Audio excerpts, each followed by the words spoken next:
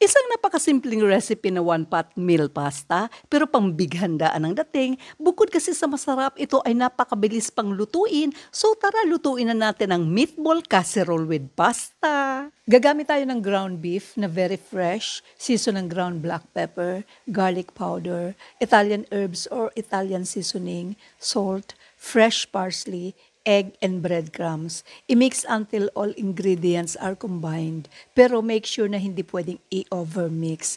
I-set aside ng few minutes para ma-absorb ng meat ang mga panimpla. Sa isang malaking bowl, pagsamasamahin natin ang finely chopped na bell pepper, white onion, Italian herbs, salt, ground oregano, black pepper, garlic powder, and chili flakes. I-mix lang natin. I-transfer sa malaking bowl ang veggies, then add 1 big jar marinara sauce, then add 200 grams tomato sauce. Ang nilagay kong liquid is 2.5 cups na hot water na mayroong 1 piece beef cube na tinunaw at i-mix lang natin at i-set aside. I-sear natin ang beef balls all sides and i-set aside muna. Sa isang malalim na baking dish, maglagay ng pasta then spread evenly. Then ilagay ang meatballs over the pasta and make sure na it's well distributed. Then ilagay ang tomato sauce mixture and takpan ng foil. And i-bake sa oven na naka-preheat ng 200 degrees Celsius for 40 minutes. After 40 minutes, alisan sa oven, ang pasta is al dente na, lagyan ng easy melt cheese, mozzarella, and parmesan cheese. Huwag kalimutan ng fresh basil and parsley at i-bake ulit natin na wala ng foil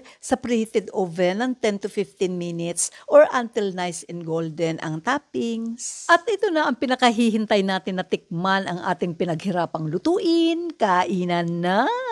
Tara!